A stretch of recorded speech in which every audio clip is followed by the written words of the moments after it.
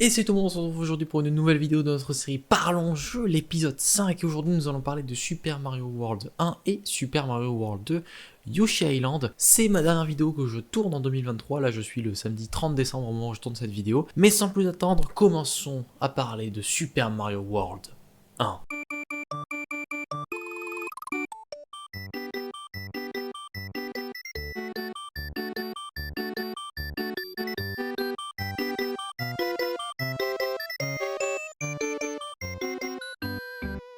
Alors, Super Mario World 1 est un jeu sorti le 21 novembre 1990 au Japon et le 11 avril 1992 en Europe sur la Super Nintendo. Ouais, c'est le premier jeu de la liste que je fais sur la SNES et ça se voit au niveau des graphismes. C'est un jeu que j'ai complété le 17 mai 2022, donc je l'ai fini juste après Super Mario Land 1 et du coup avant Super Mario Land 2. C'est un jeu que j'ai battu en 4h30 de jeu, sachant qu'il faut en moyenne 5 heures de jeu pour finir l'histoire principale d'après How Long to Beat. Comme je l'ai dit plus tôt, c'est le premier jeu que je fais sur la SNES, et pourquoi ça se sent au niveau des graphismes, vous avez pu le voir avec les quelques images que je vous ai mis, ça se sent que le jeu est beaucoup plus coloré, beaucoup plus vivant. On reste sur un jeu Mario de plateforme, 2D classique, jusqu'à là il n'y a aucun souci. Le jeu reprend le concept de la map de Super Mario Bros 3, donc ça c'est plutôt cool. La map a été bien retravaillée, hein, vraiment ça se sent hein, que la map est de bien meilleure qualité. En termes de niveau par contre, ça c'est assez intéressant, Super Mario World 1 possède moins de niveaux que Super Mario Bros 3. Super Mario Bros 3 avait il me semble 96 niveaux. Là Super Mario World 1, alors selon comment on compte les niveaux, il y en a entre 73 et 76, ce qui en vrai déjà pas mal, hein, ça, on a de quoi s'occuper pendant un long moment. Mais il y a un petit truc drôle, c'est que dans 24 niveaux, il y a une deuxième sortie, une sortie secrète. Ce qui fait que au total, dans Super Mario World 1, il y a 96 sorties de niveaux différentes. Donc on est à peu près autant que du coup Super Mario Bros 3. Donc je pense que les développeurs ont essayé de faire ça pour essayer de se dire, ok, on n'a peut-être pas autant de niveaux, mais on a autant de sorties, ce qui peut compter comme autant de fins de possibilités différentes. Tout comme Super Mario Bros 3, c'est identique. C'est aussi le premier jeu dans lequel Yoshi fait son apparition. Alors d'ailleurs, pour la petite anecdote, pour ceux qui ne sauraient pas, c'est une volonté du créateur d'implémenter Yoshi depuis le début. En fait, il voulait qu'il y ait Yoshi dans le tout premier Mario, enfin, il voulait que Mario chevauche un dinosaure, mais de par les limitations de la NES, il ne pouvait pas le faire, et du coup, pour la Super NES, ils ont pu réussir à implémenter Yoshi. Ça ajoute quand même une petite touche de gameplay qui est plutôt pas mal, parce qu'on peut le chevaucher, il peut courir plus vite, il peut gober des ennemis, donc ça c'est cool, en fonction des ennemis qui gobent, donc c'est surtout par rapport aux Koopas et à la couleur de leur carapace, Yoshi peut avoir des effets différents. Il y en a un où par exemple si c'est une Koopa rouge, je crois qu'il peut lancer des boules de feu lorsqu'il recrache carapace. Il y en a un autre, je crois une Koopa bleue, ça lui permet de voler pendant l'espace d'un instant, et il me semble qu'il y en avait un troisième, mais je sais plus c'est quoi l'effet. Donc au moins ça va, Yoshi lui ont quand même donné des pouvoirs entre gros guillemets, mais le problème c'est que du fait que Yoshi et gagner des pouvoirs et qu'il l'ait implémenté surtout, ça enlève des pouvoirs à Mario. Dans Super Mario Bros 3, les pouvoirs de Mario étaient assez variés. Vous avez la fleur de feu, vous avez le Mario Tanuki, vous avez le Mario frère marteau, vous avez la grenouille, vous avez la chaussure je crois à un moment. Donc vraiment le panel de pouvoirs que pouvait avoir Mario dans Super Mario Bros 3 était assez développé. Là dans Super Mario World, il n'a que 2 pouvoirs. Enfin Mario n'a que 4 états si on peut dire comme ça. Il y avait Mario petit, Mario grand, Mario qui peut tirer des boules de feu, et Mario avec une cape. Voilà, en fait c'était, le développeur voulait quand même que Mario puisse voler, comme dans Super Mario Bros 3, mais ils avaient trop peur de faire un jeu trop similaire à Super Mario Bros 3, du coup l'item qui lui permet de voler n'est plus la feuille qui permet de se transformer en Tanuki, mais une cape, en fait, qui lui permet de pouvoir planer s'il prend de l'élan. Je trouve le concept assez bien, et aussi pour revenir sur ce truc de les développeurs avaient trop peur de faire un jeu trop similaire à Super Mario Bros 3, il faut savoir que pendant la phase de développement, pour essayer de se faire la main avec la Super NES, les développeurs ont essayé en fait de recoder Super Mario Bros 3, mais du coup sur la NES.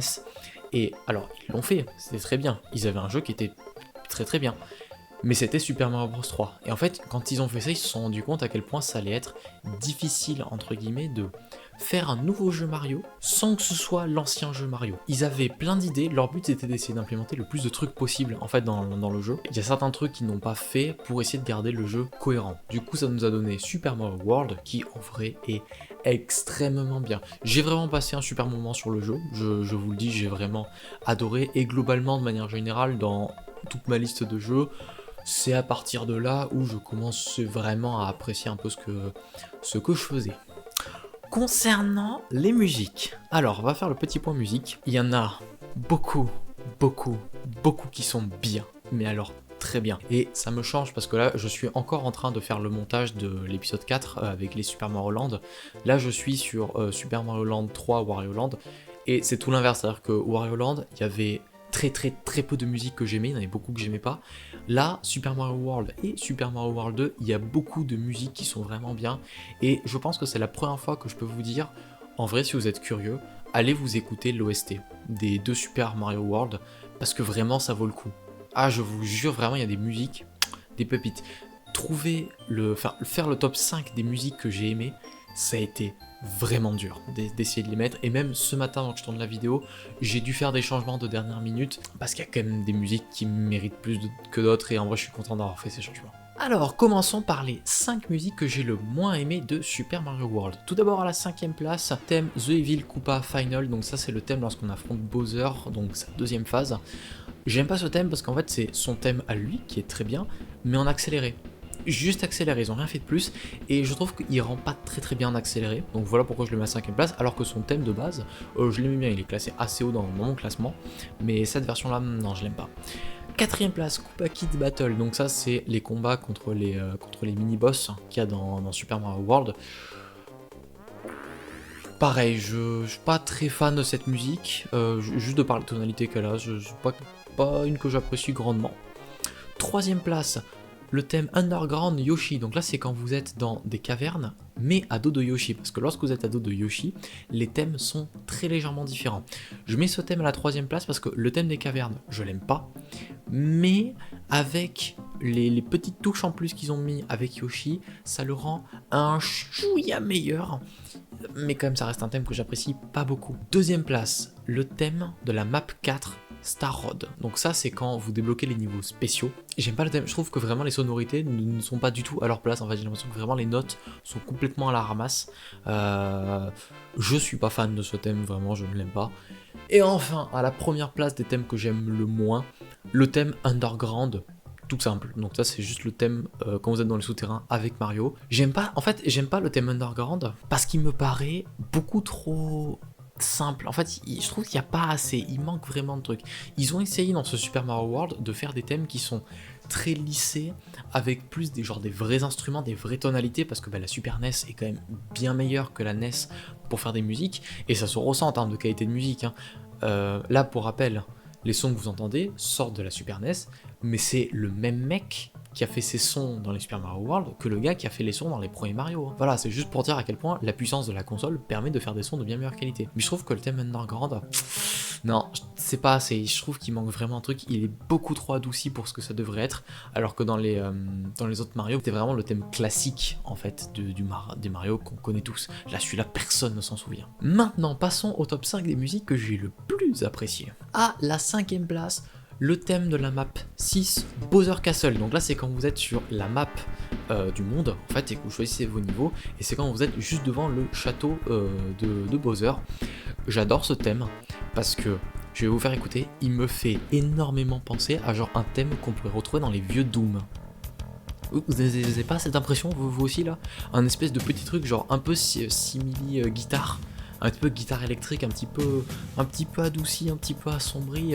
Non, franchement, je le trouve très original, donc c'est pour ça que je l'ai mis à la 5ème place. 4ème place, le thème de l'opening, qui en vrai, qu'on se le dise, est un petit peu magique comme thème, et il représente bien Super Mario World. Surtout, c'est le premier thème que les gens vont écouter.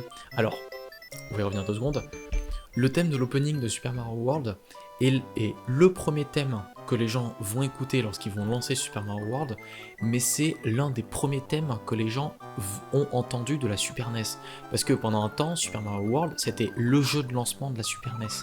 Donc Super Mario World est probablement le premier jeu lancé par des milliers, des millions, des milliers de personnes, et le thème de l'opening est peut-être le premier opening que des milliers de personnes ont entendu de la Super NES. Et je trouve qu'ils l'ont vraiment bien réussi pour ça, au moins ils ont bien marqué le coup. À la 3ème place, le thème athlétique qui est vraiment fou. En fait, il est très très dynamique et bah, il est trop bien. Il conserve l'ADN d'un thème Mario tout en étant remis au goût du jour. Donc c'est pour ça que je le mets à sa 3ème place. Deuxième place, le thème de l'Overworld. Donc ça c'est le thème classique de Mario, c'est le thème de Super Mario World que vous entendez partout si jamais vous entendez parler de ce jeu, parce que bah, c'est le thème de Mario, quoi. Enfin c'est le thème de Mario World, c'est le plus iconique en tout cas de ce jeu, et bah, c'est peut-être l'un des meilleurs thèmes de Mario, en tout cas les plus classiques. Donc c'est pour ça que je le mets à la 2ème place, parce que je l'ai vraiment bien apprécié. Et attention, à la 1ère place, un thème très spécial. À la base, ce thème, je l'avais mis à la 4ème place, mais en réécoutant aujourd'hui, je me suis dit, non, en vrai, pour moi en tout cas, il mérite la 1ère place. Vous allez me dire, mais attends, tu as mis le thème de l'Overworld en 2ème, qui est le thème le plus iconique de Super Mario World. Mais quel thème peut prendre la 1ère place? Le thème des Sub-Castles.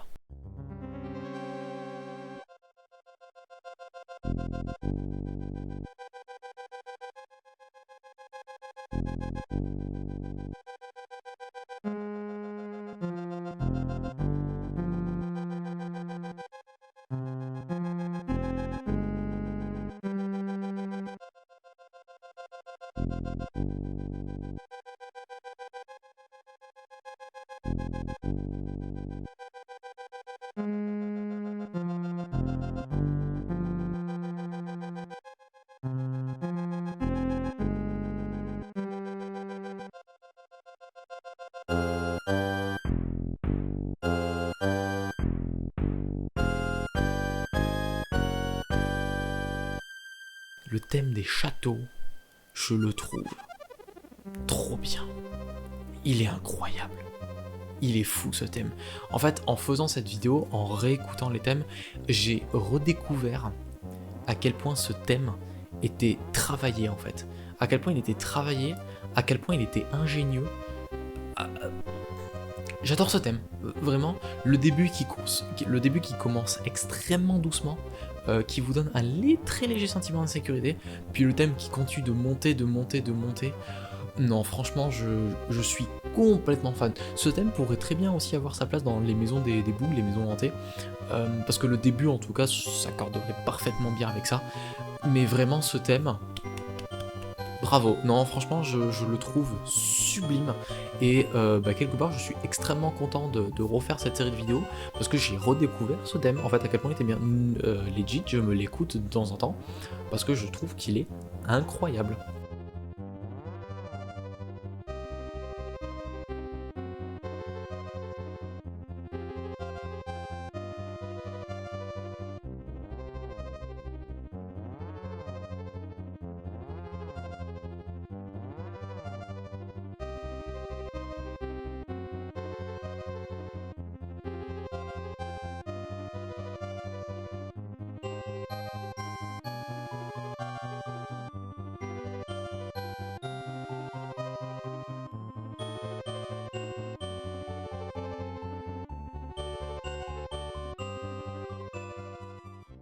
Voilà, bon, c'était le petit classement des musiques. Je vais essayer de donner un avis un petit peu plus personnel sur le jeu. Vraiment, je le dis, je le redis, j'ai vraiment bien apprécié ce jeu. En tout cas, je l'ai bien apprécié parce que le gap qu'il y a eu entre les Mario sur NES et celui-là est gigantesque. Et moi, j'adore. Oui, il n'y a pas autant de power-up que dans le premier Mario. Oui, les niveaux ne sont peut-être pas aussi fous, aussi variés que dans Super Mario Bros 3. Mais je trouve la qualité des niveaux bien meilleure, la qualité des graphismes bien meilleure, l'ajout de Yoshi qui est vraiment pas mal, la map que je trouve bien plus agréable à l'œil et bien plus agréable à naviguer. Alors, petit truc sur la map, elle reprend pareil, un peu comme dans Super Mario Land 3 Wario Land, un thème de la bouffe. Alors, techniquement c'est l'inverse, vu que Super Mario World 1 est sorti bien avant Super Mario Land 3, c'est Super Mario Land 3 qui reprend le thème de la bouffe, mais c'est Super Mario World qui avait un petit peu commencé le thème de la bouffe avec par exemple Vanilla Dome, je crois, Donut Lake, il me semble, des trucs comme ça. Ça ressemble vraiment pas à de la bouffe. Pour le coup, je trouve que dans Wario Land de Super Mario Land 3, ils ont beaucoup mieux géré le concept de avoir une île sur un thème de la bouffe avec des zones sur le thème de la bouffe bien faites par rapport à leur nom en fait. Dans Mario World 1, je trouve que non, je pense qu'ils l'ont juste appelé comme ça pour faire un truc différent. mais c'est pas exceptionnel quoi. Ils auraient pu donner n'importe quel autre nom, ça serait passé tout pareil en tout cas. Ouais, puis la map surtout qui est très vivante en fait, on sent qu'il y a des choses, à faire, et je trouve ça vraiment incroyable. Maintenant, où c'est que je classe Super Mario World dans mon classement personnel? Super Mario World va prendre la première place, parce que je l'adore en fait. Enfin, il est comparé aux anciens Mario, je le trouve vraiment trop bien, et par rapport à tous les jeux dont j'ai parlé actuellement dans cette série, pour moi c'est celui qui mérite actuellement la première place. Bien, après avoir parlé de Super Mario World 1, parlons maintenant de Super Mario World 2, Yoshi Island.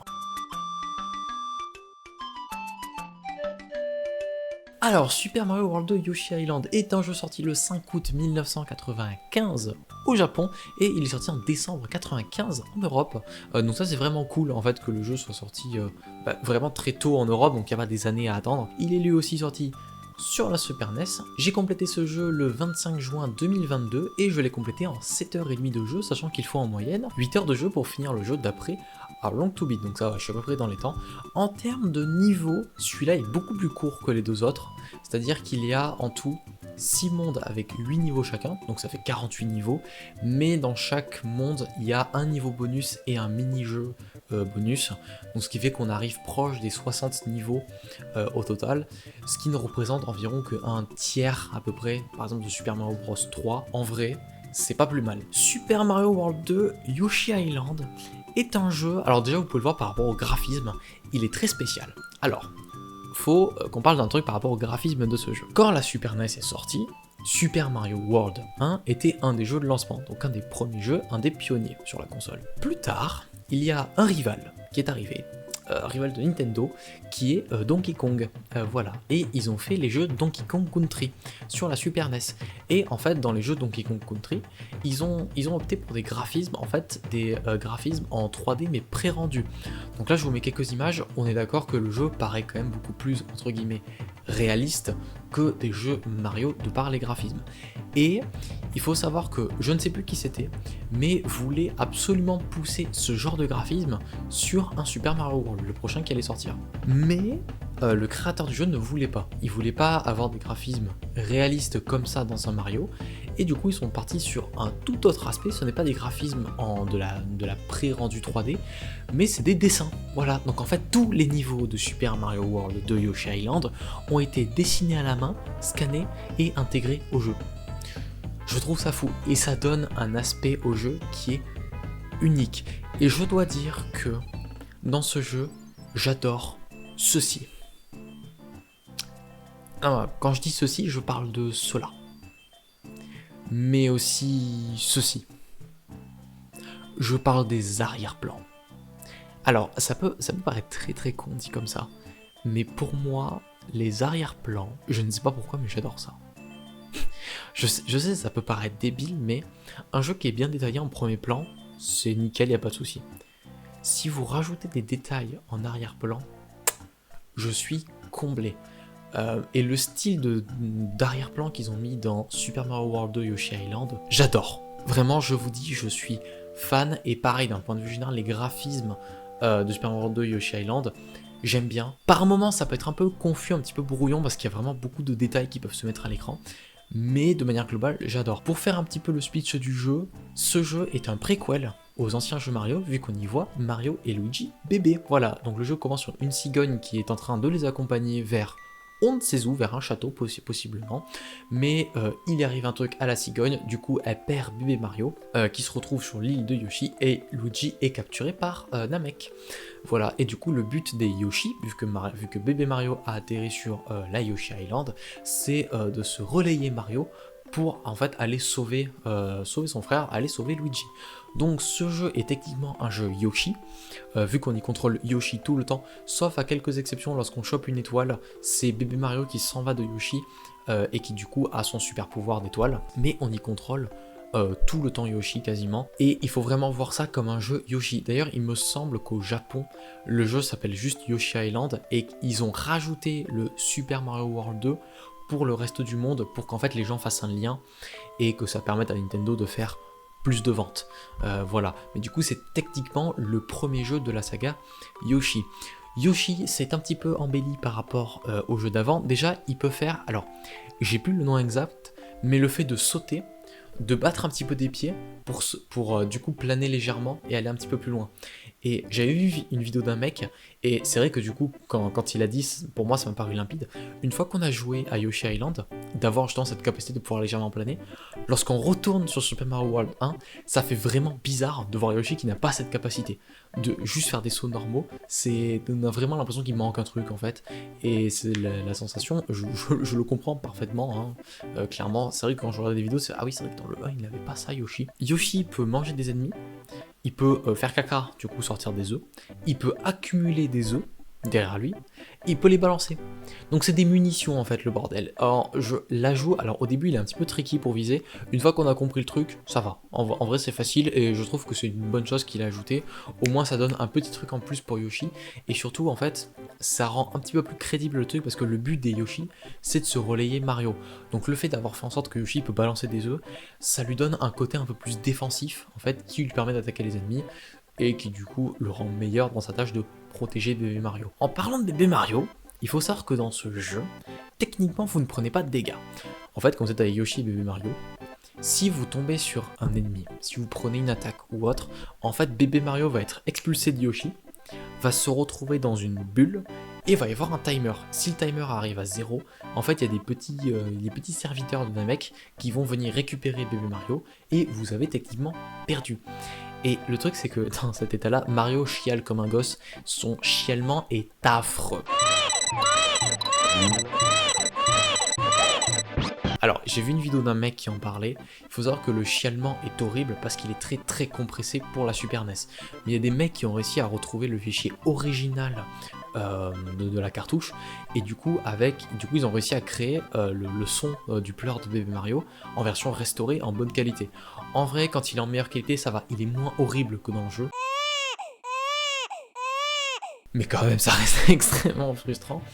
Mais aussi, du coup, par rapport à ce fameux timer de quand bébé Mario est dans une bulle et que vous devez le récupérer, vous avez au cours de niveau des étoiles que vous pouvez récupérer. En fait, à chaque étoile que vous pouvez récupérer, ça rajoute une seconde de plus au timer.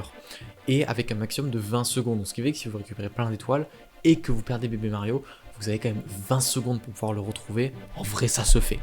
Aussi, truc drôle, Yoshi peut se transformer en différents véhicules. Je sais qu'il y a un véhicule, je crois, pour creuser, il y a un hélicoptère. Je crois qu'il y en a d'autres, mais c'est vraiment les deux seuls qui m'ont marqué. Ok, alors pour moi, un perso qui peut se transformer, je verrais plus ça en Kirby plutôt qu'en Yoshi, mais pourquoi pas. Bref, c'est à peu près tout pour le jeu de base. Maintenant, parlons des musiques. Alors, les musiques de Super Mario World 2 Yoshi Island, je vais redire ce que j'ai dit pour Super Mario World 1, mais allez les écouter, vraiment. Là, je vous dis, si vous aimez les musiques de jeu, si vous aimez les musiques de Mario, allez vous écouter l'OST de Super Mario World 2 Yoshi Island. Par pitié, cette OST est trop bien. Définir le top 5 des musiques que j'ai le moins aimé a été vraiment dur. Parce que en fait, même dans mon top 5, c'est même pas les musiques que j'ai moins... En fait, c'est même pas les musiques que j'ai pas aimées, c'est juste les musiques que j'ai le moins aimées. Mais ça reste... Il y en a certaines... Enfin, je crois, dans le haut du top 5, bon, bah c'est juste, elles sont là, mais pour compléter le top, quoi, en fait, voilà. Mais mon top 5 des musiques que j'ai aimées, ça a été très très dur à faire. Alors la première, ça a été très facile à faire, mais alors choisir les autres, ça n'a pas été facile. Non, vraiment, ça n'a pas été facile. Et je pense que, à la suite de cette vidéo, je pense que je vais faire un petit short sur YouTube, un petit short de 1 minute, où je vais juste balancer quelques musiques que j'ai bien aimées qui méritent en fait des mentions honorables, histoire que vous pouvez quand même en écouter quelques-unes qui sont quand même très très bien dans le jeu. Mais vraiment, je vous dis, si vous avez l'occasion de pouvoir écouter cette OST de Super Mario World 2, mais faites-le, vraiment, cette OST vaut le coup, il est vraiment beaucoup trop bien. Alors tout d'abord, commençons par les 5 musiques que j'ai le moins aimées. À la 5ème place, la Story Music Box. Donc ça, c'est l'OST qu'on entend au tout début du jeu, lorsque en fait on nous raconte l'histoire de la cigogne qui perd bébé Mario et bébé Luigi. Bon, elle est pas mauvaise, mais je la mets là parce qu'il faut une 5ème musique que j'aime le moins, et c'est dans le classement techniquement la 5ème que j'aime le moins. 4ème place, le thème des mini-boss. Alors, la musique est très bien. La musique est très bien, pourquoi tu es en 4ème place? Elle est très bien, mais pour moi ça fait pas un thème de boss. En fait, la musique, je la trouve beaucoup trop joyeuse pour ça. D'ailleurs, les mini-boss, parlons-en, mais il y en a tellement des variés. Ça aussi, je trouve ça extrêmement bien pour le gameplay du jeu. Vraiment, avec les mini-boss, on ne s'ennuie jamais, et pour moi, je crois que les mini-boss de Super Mario World 2 sont pour le moment mes mini-boss préférés, de par les jeux desquels j'ai parlé dans cette série de vidéos. À la troisième place, la musique du Training Course. Pas très fan de la musique, non, je la trouve un petit peu basique, j'ai pas grand chose à dire dessus. Ensuite, à la deuxième place, le bonus game. J'aime pas cette musique parce que la sonorité m'éclate les oreilles, je sais pas qu'est-ce qu'ils ont voulu faire, mais vraiment moi ça me pète les tympans. Et enfin, à la dernière place des musiques que j'aime le moins dans ce jeu, Luigi is Rescued, donc ça c'est le thème lorsqu'on arrive enfin à secourir Luigi. Pareil, là, le thème qui m'encule les oreilles. Non, vraiment, je trouve cette musique beaucoup trop aiguë. Ça me fait un peu chier vu que c'est la musique techniquement de victoire, de célébration, parce que ça y est, on a enfin retrouvé Luigi. Mais non, moi je l'aime pas du tout celle-là. Alors maintenant, le top 5 des musiques que j'ai le plus apprécié. Tout d'abord, à la 5e place, le thème de l'ending, donc le thème de fin du jeu, qui est magnifique. Vraiment, c'est un thème de fin, il est parfait. Je trouve qu'il est beaucoup trop bien, il est à la fois, il est très très doux, mais quand même avec les instruments qui vont bien derrière. Franchement, non, ce thème, j'approuve 100%. Un excellent thème de fin. On a eu le thème Luigi is Rescued, donc là on secourt Luigi qui te pète les oreilles, et juste après ils finissent avec ce thème. Franchement, je trouve que c'est parfait. 4e place, le thème dans les châteaux, donc dans les Castle Fortress. Ce thème me restait en tête d'une puissance, mais vraiment, il m'est resté en tête pendant un long moment. Vraiment, ce thème m'était resté d'une puissance en tête, vous n'avez même pas idée. Et en vrai, en général, les thèmes qui restent en tête, c'est pas tout le temps des thèmes qui sont bons, c'est des thèmes répétitifs. Celui-là m'est resté en tête, mais je l'appréciais. Vraiment, je trouvais qu'il était bien, et je trouve qu'il passe bien pour un thème de château. Ça n'a rien à voir avec les anciens thèmes de château qu'on a entendus. Alors c'est sûr qu'on est très très loin du thème des châteaux de Super Mario World 1 juste avant, mais franchement je trouve que celui-ci a très très bien sa place. À la 3e place, le thème du Flower Garden.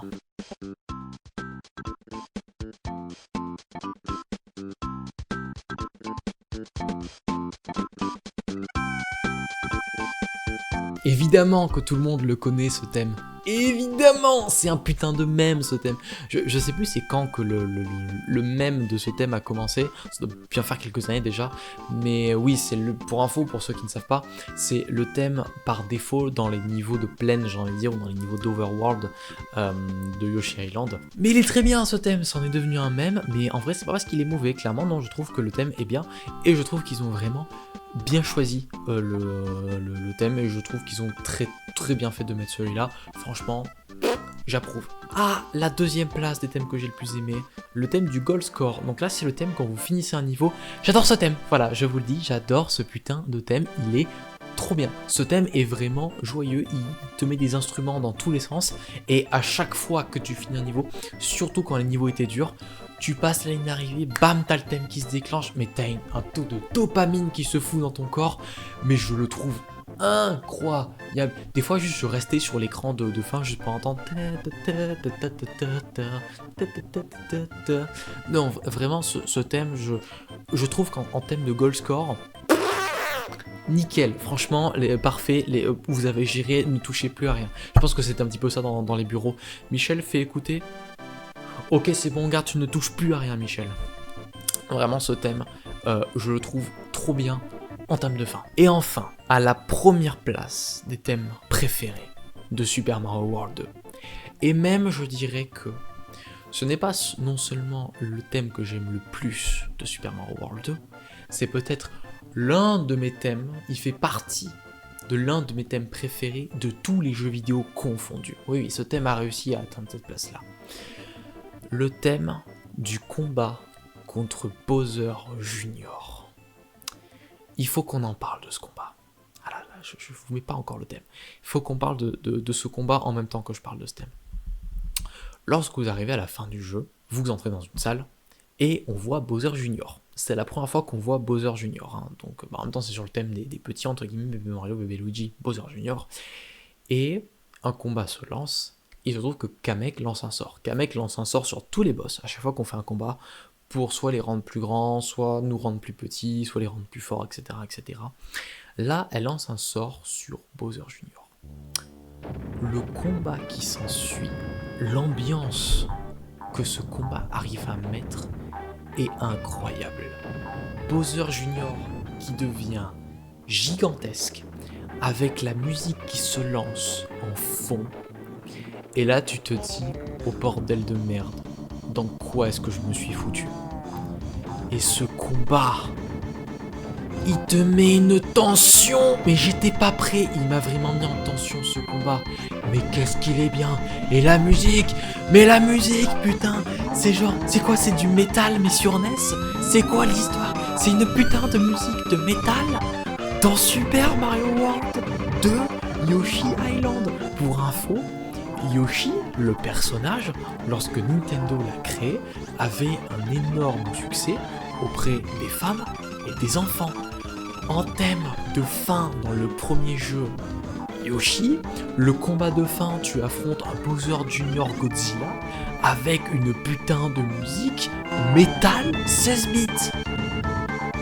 C'est fou. Ce thème est juste dingue. Ce thème, je l'adore. Je vous avais dit juste avant, quand je parlais de Super Mario World 1, le thème du Sub Castle. J'étais extrêmement content de refaire cette série, de faire cette série de vidéos, parce que ça m'a permis de redécouvrir ce thème. Je vous avais dit, des fois je me l'écoute. Depuis que je me suis écouté des vidéos de Super Mario World 2 Yoshi Island, et depuis que je me suis réécouté les OST, le thème du combat final contre Bowser Jr., je me l'écoute 3 fois par jour. Ok? Et même je m'écoute des versions remixées sur YouTube, je vous mets celle-là. Ce cover est incroyable. Je vous mets juste 3 secondes pour pas me faire copyright. Il est fou ce thème. Je me l'écoute 3 fois par jour. Je le trouve incroyable. Franchement Nintendo, merci. Merci de m'avoir donné ce thème que je trouve dingue. Et merci d'avoir mis du putain de métal dans Super Mario World.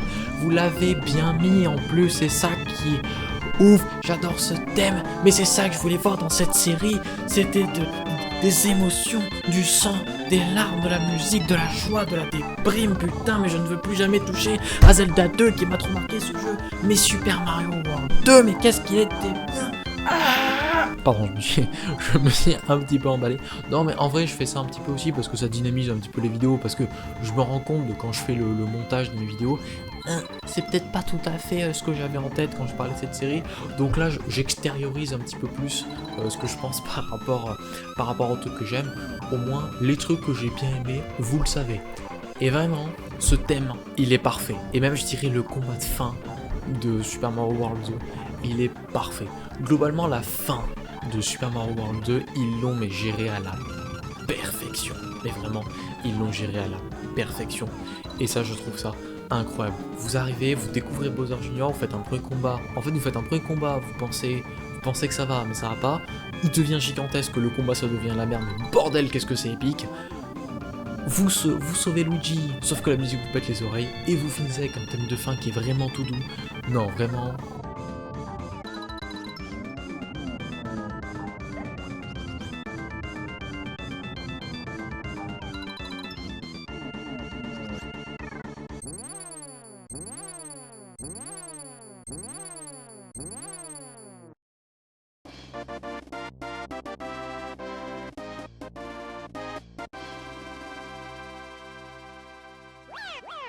Quelle place va-t-il prendre dans mon classement? Il va prendre la première place. Mais alors, mais la première place, mais si tous les autres jeux, je pouvais les descendre de 10 crans, mais je les ferais, tu vois, mais comparé de celui-là. Non, vraiment, Super Mario World 2. À quand un remake? Nintendo. Lol. Non, voilà, franchement, j'ai vraiment bien aimé ce jeu. Et en revoyant des vidéos, ça m'a rappelé vraiment plein de souvenirs par rapport à tout ça. Donc non, vraiment... J'adore ça. Voilà, bon bah j'ai fini de parler de ces deux jeux Super Mario World. Donc là, c'était peut-être l'une des dernières fois où je faisais un gros tas de jeux réunis. Je suis en train de réfléchir, mais pour la plupart des autres jeux, à part je dirais peut-être les Gran Turismo et les Pokémon, je devrais pas trop faire de vidéos bien regroupées. Ah, peut-être à la limite les Super Mario Party. Aussi, truc important. Je sais pas si je vais le faire ou si je l'ai déjà fait, je sais pas encore. Je vais peut-être faire les jeux en live de ma liste de jeux.